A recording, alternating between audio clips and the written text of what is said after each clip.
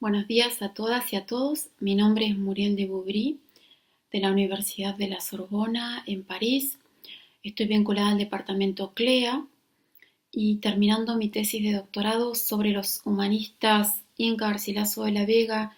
Ambrosio de Morales y Juan Páez de Castro. Por otro lado, el año pasado, en el marco de un proyecto sobre la obra de León Hebreo, trabajé en la Universidad Libre de Berlín sobre la traducción de los diálogos de amor de León Hebreo del Inca Garcilaso de la Vega. En el marco del espacio de difusión digital auspiciado por el Instituto de Romanística de la Universidad Libre de Berlín, el Instituto Cervantes de Berlín y el sector cultural de la Embajada de España en Alemania, voy a comentar la obra de, por un lado, Ambrosio de Morales, un autor de mi corpus, y por otro lado, la obra de Florian de Ocampo. ¿Por qué me interesa comparar estos dos cronistas? Porque Florian de Ocampo escribió la Crónica General de España, un proyecto en realidad impulsado por el rey Carlos V, y Ambrosio de Morales fue quien continuó esta obra, también bajo las órdenes de Felipe II, continuó la Crónica General de España, cuyo primer tomo se publicó en 1574. Florian de Ocampo fue cronista entre 1539 y 1555, un año antes de la abdicación del rey, y Ambrosio de Morales fue nombrado cronista en 1563 y estuvo en el cargo hasta fines de los años 80.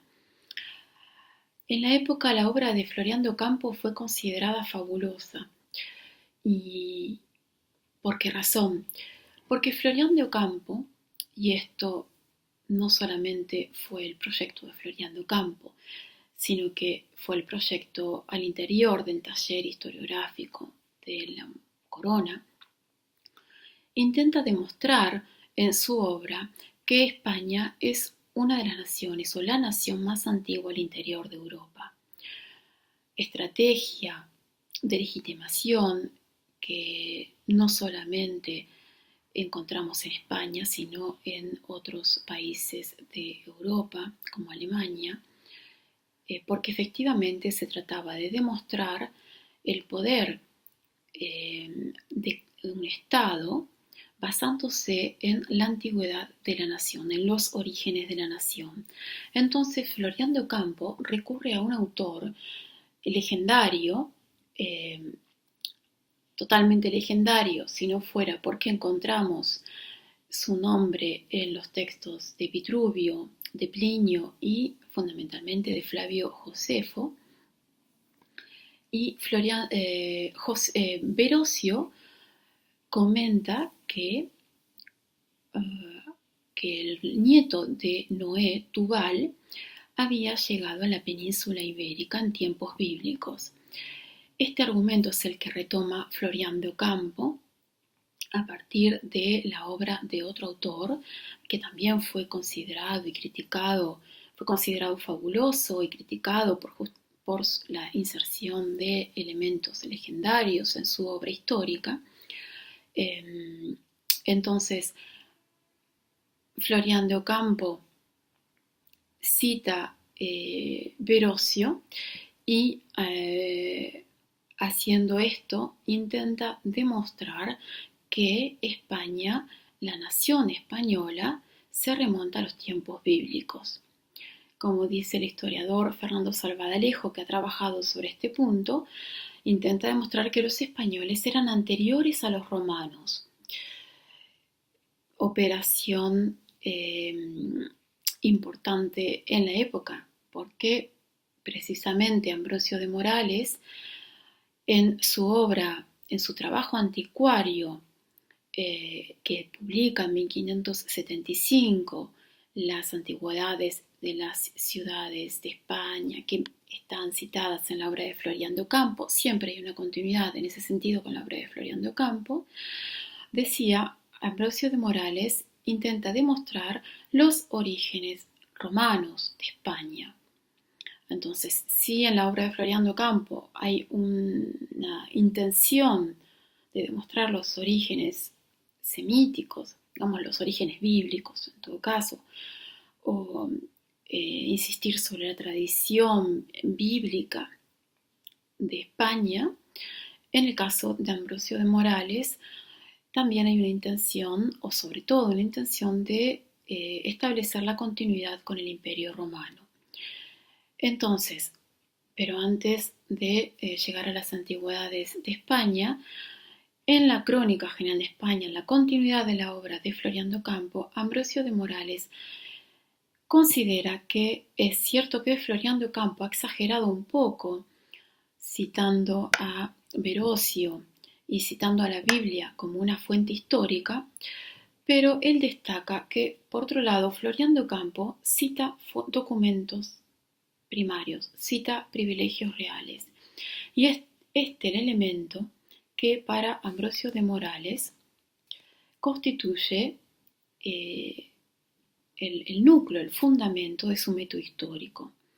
citar privilegios reales. Por otro lado, en las antigüedades de España, él establece en el discurso general, en una suerte de premio metodológico, que una de las pruebas, las fuentes,